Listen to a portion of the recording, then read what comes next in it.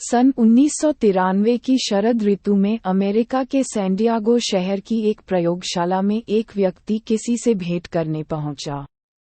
यह वही व्यक्ति है जो आदतों के बारे में हमारी समझ को बदलने वाला था।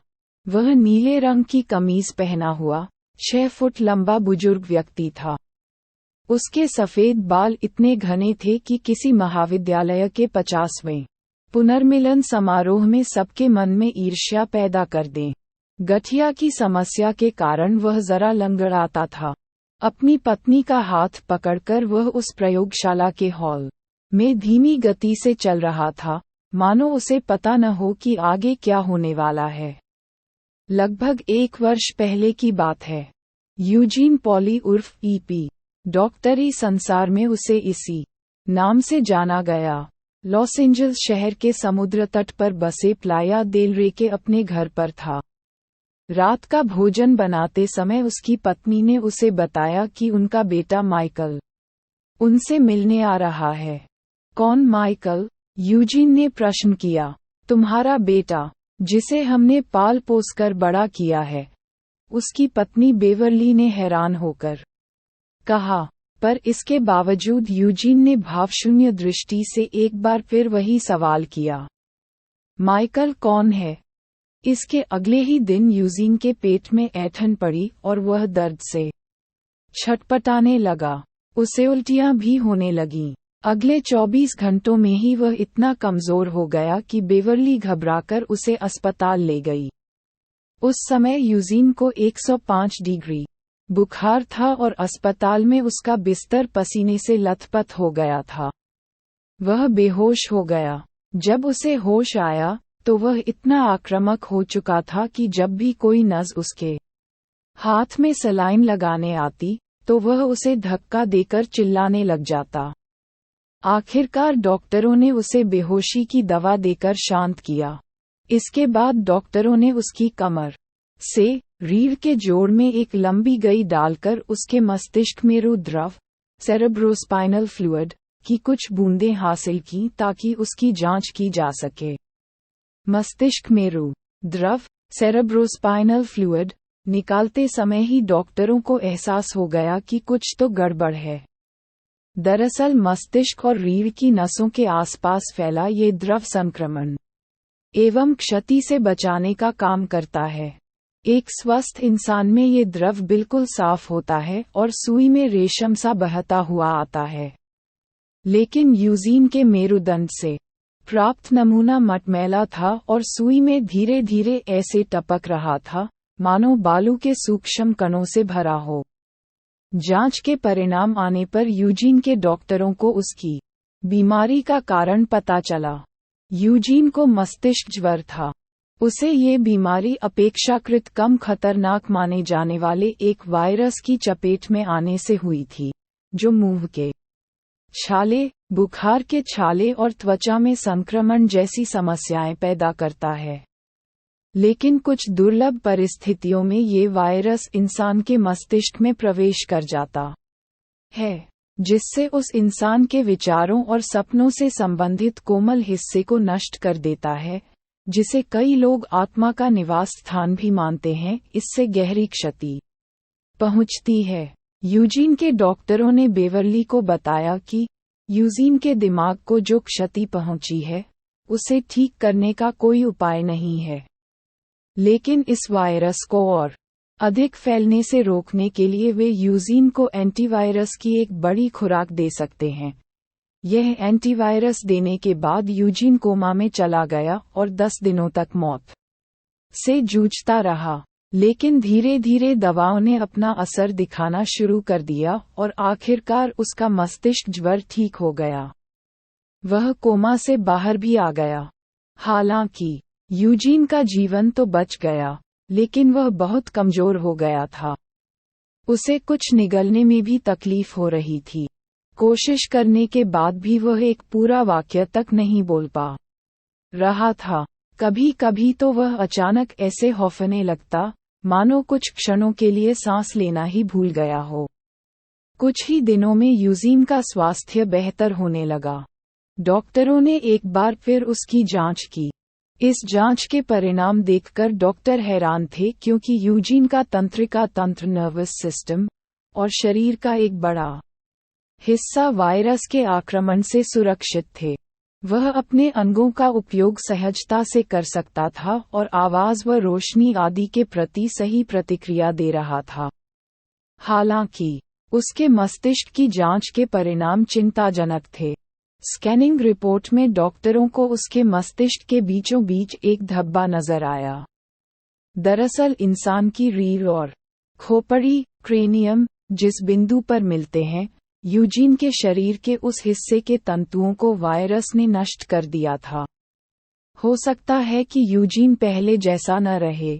एक डॉक्टर ने उसकी पत्नी बेवरली को सावधान किया, और यह भी संभव है कि तुम अपने पति को खो दो।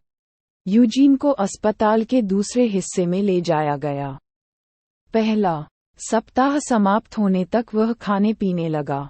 अगले सप्ताह वह सामान्य रूप से बातें भी करने लगा और खाने में नमक व जेली से बना मीठा पदार्थ वगैरह मांगने लगा। इसके साथ ही वह टीवी के चैनल बदल बदल कर नीरस धारावाहिकों के बारे में शिकायतें भी करने लगा। 5 सप्ताह बाद यूजीन को अस्पताल से छुट्टी देकर पुनर्वास केंद्र, रिहैबिलिटेशन सेंटर, भेज दिया गया। उस वक्त यूजीन आराम से चलने फिरने लगा था और साथ ही नर्सों को बिन मांगी सलाह भी देने लगा था, जैसे सप्ताह के अंत की छुट्टी बिताने के लिए उन्हें कहाँ जाना चाहिए आदि। मैंने पहली बार इस बीमारी से ग्रस्त किसी मरीज को स्वस्थ होते हुए देखा है। मैं तुम्हें कोई झूठी उम्मीद नहीं बंधाना चाहता, लेकिन यह वाकई अद्भुत है, यूजीन के डॉक्टर ने बेवरली से कहा। लेकिन बेवरली की चिंता खत्म नहीं हुई।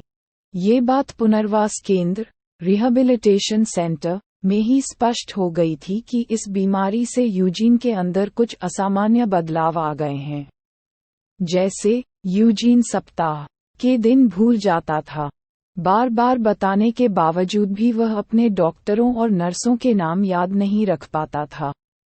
एक दिन जब डॉक्टर यूजीन के हालचाल पूछने के बाद उसके कमरे से बाहर निकल गया, तो यूजीन ने अपनी पत्नी बेवरली से पूछा, ये लोग मुझसे ऐसे सवाल क्यों पूछते रहते हैं? घर वापस लौटने के बाद भी यूजीन में कई बदलाव नजर आए। उसे अपने मित्र याद नहीं थे। लोगों से बात करते करते वह अचानक सब भूल जाता था। कई बार सुबह सुबह नींद खुलते ही वह सीधे रसोई में चला जाता और अपने लिए अंडे और बेकन पकाकर खा लेता। फिर अपने कमरे में लौटकर वापस बिस्तर पर लेट जाता और रेडियो सुनने लगता। संरक्षित मांस से बना एक आहार जो अक्सर नाश्ते में खाया जाता है। फिर 40 मिनट बाद ही वह दोबारा ये सब दोहराता, उठकर अपने लिए अंडे और बेकन पकाता, उसे खाकर वापस बिस्तर पर लेट जाता और रेडियो सुनने लगता। कुछ ही देर बाद एक बार फिर वह यही सब दोहराता। उसके इस अजीब व्यवहार से घबराकर बेवरली ने तुरंत विशेषज्ञों से संपर्क किया। इन विशेषज्ञों में सैन डिएगो की कैलिफोर्निया विश्वविद्यालय के एक शोधकर्ता भी शामिल थे। वे उन दिनों याददाश्त खोने के कारणों पर शोध कर रहे थे। एक दिन यूजीन और बेवरली विश्वविद्यालय परिसर पहुंच गए। वे एक दूसरे का हाथ थामे मुख्य हॉल को पार करते हुए आगे बढ़े। उन्हें एक परीक्षण कक्ष में बैठने के लिए कहा गया। यूजीन वहां बैठी एक युवती से बातें करने लगा, जो कंप्यूटर पर काम कर रही थी। यूजीन ने कंप्यूटर की ओर इशारा करते हुए कहा कि मेरी जवानी के दिनों में इस मशीन का आकार इस कमरे से भी बड़ा होता था और इसे रखने के लिए 6-6 फुट के कई रैकों की जरूरत पड़ती थी। मैंने इलेक्ट्रॉनिक्स के क्षेत्र में कई साल काम किया है और अब इस मशीन को इतने छोटे आकार में देखना सचमुच आश्चर्यजनक है। वह युवती यूजीन की बात पर ध्यान दिए बगैर कंप्यूटर पर काम करती रही। अचानक यूजीन के चेहरे पर मुस्कान आ गई। ये सारे प्रिंटेड सर्किट्स, डाबोस और ट्रायोस कितने अद्भुत हैं। जब मैं इलेक्ट्रॉनिक्स के क्षेत्र में सक्रिय था, उस समय इन्हें रखने के लिए भी 6-6 फुट के कई रैकों की जरूरत पड़ती थी। तभी एक वैज्ञानिक ने कमरे में प्रवेश किया। उसने अपना परिचय दिया और यूजीन से उसकी उम्र पूछी। मेरी उम्र 59 या 60 होगी शायद, यूजीन ने उत्तर दिया, जबकि असल में उसकी उम्र 71 साल थी। यह वैज्ञानिक कंप्यूटर पर कुछ टाइप करने लगा। यूजीन ने मुस्कराते हुए एक बार फिर कहा, ये सचमुच अद्भुत है। जानते हो, जब मैं इलेक्ट्रॉनिक्स में था तब इस मशीन को 6-6 फुट के कई रैकों पर रखा जाता था। ये वैज्ञानिक थे 52 वर्षीय लैरी स्क्वायर। वे पेशे से एक प्रोफेसर थे, जो पिछले 3 दशकों से याददाश्त से संबंधित तंतुओं की रचना, न्यूरोएनाटॉमी, का अध्ययन कर रहे थे। उनका अध्ययन मुख्य रूप से इस बात पर केंद्रित था कि इंसान के मस्तिष्क में घटनाओं का भंडार कैसे होता है। वे इसके विशेषज्ञ थे। यूजीन की इस बीमारी के कारण जल्द ही लैरी स्कायर और सैकड़ों अन्य शोधकर्ताओं के सामने एक बिल्कुल नए संसार के द्वार खुलने वाले थे। अभी तक आदतों के बारे में हमारी जो भी जानकारी या समझ थी, वह इन्हीं शोधकर्ताओं के अनेकों अध्ययनों से बनी थी। स्कायर के प्रयोगों से सामने आया कि जो इंसान अपनी उम्र और ऐसी ही अनेक सामान्य बातें तक याद नहीं रख पाता, उसके अंदर भी आश्चर्यजनक रूप से जटिल आदतें विकसित होती रहती हैं। फिर आपको एहसास होता है कि हर इंसान रोजमर्रा का जीवन बिताने के लिए समान तंत्रिका प्रक्रियाओं पर ही निर्भर होता है। स्क्वायर और अन्य शोधकर्ताओं के अध्ययनों से अवचेतन मन की कार्यप्रणाली को समझने में काफी सहायता मिली।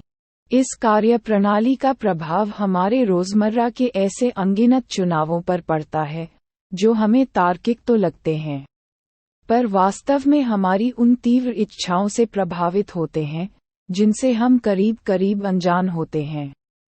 स्क्वायर ने यूजीन से मुलाकात करने से पहले कई हफ्तों तक उसके दिमाग के स्कैन्स का अध्ययन किया था। इन स्कैन्स से स्पष्ट हुआ कि वायरस का सारा प्रभाव यूजीन के दिमाग के मध्य भाग में 5 सेंटीमीटर के एक सीमित क्षेत्र में हुआ है। इस वायरस ने उसके दिमाग के मध्यवर्ती हिस्से, मीडियल टेम्पोरल लोब, को पूरी तरह नष्ट कर दिया था। वैज्ञानिकों का मानना था कि तंतुओं का ये छोटा सा संघ सभी प्रकार के संज्ञानात्मक कार्य, कॉग्निटिव टास्क्स, जैसे अतीत याद रखना, भावनाओं पर नियंत्रण रखना आदि करता है। पर स्क्वायर यूजीन के दिमाग पर हुए इस विनाशकारी प्रभाव से चकित नहीं थे।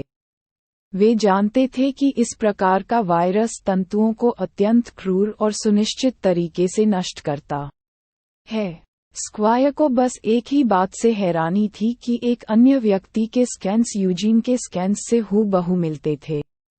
हेनरी मोलॉयजन, एचएम का उदाहरण 30 वर्ष पहले जब स्कायर एमआईटी से पीएचडी कर रहे थे, तब उन्होंने एक समूह के साथ मिलकर डॉक्टरी इतिहास के सबसे मशहूर मरीज, एचएम, का अध्ययन किया था। एचएम का असली नाम हेनरी मोलॉयजन था। जब एचएम 7 साल का था, तो साइकिल से गिरने के कारण उसके सिर पर गहरी चोट आई थी। इसके कुछ ही समय बाद उसे दौरे पड़ने लगे, जिससे वह बेहोश हो जाता था। 16 साल की उम्र में उसे इतना गंभीर दौरा आया कि इसका असर उसके पूरे दिमाग पर हुआ। इसके बाद ये दिन में 10 से भी ज्यादा बार बेहोश होने लगा। 27 वर्ष का होने तक एचएम पूरी तरह हताश हो चुका था। दौरों को कम करने की दवा का उस पर ज्यादा असर नहीं हो रहा था। वह होशियार तो था, लेकिन अपनी स्थिति के कारण किसी भी नौकरी पर टिक नहीं पाता था। वह अपने माता पिता के साथ उन्हीं के घर में रहता था। एचएम एक सामान्य जीवन जीना चाहता था, इसलिए उसने एक ऐसे डॉक्टर की मदद ली, जिसके अंदर नए प्रयोग करने की गहरी जिज्ञासा थी और वह इलाज में गलती करने से डरता नहीं था। तब तक विभिन्न अध्ययनों से यह पता लग चुका था कि दिमाग के एक हिस्से हिप्पोकैम्पस का संबंध दौरे पड़ने से होता है। जब डॉक्टर ने एचएम के दिमाग एचएम तुरंत सहमत हो गया। 1953 में एचएम का ऑपरेशन हुआ। ऑपरेशन के बाद वह जैसे जैसे स्वस्थ होता गया, उसके दौरे भी कम होते गए। लेकिन इसके साथ ही ये बात भी सामने आई कि एचएम का दिमाग मौलिक रूप से परिवर्तित हो चुका था। एचएम अपना नाम जानता था और उसे ये भी याद था कि उसकी मां आयरलैंड से थी। उसे 1929 में शेयर मार्केट का ध्वस्त होना और द्वितीय विश्व युद्ध में फ्रांस के नॉर्मंडी पर हुआ आक्रमण भी याद था। लेकिन वह इसके बाद के लगभग एक दशक की सारी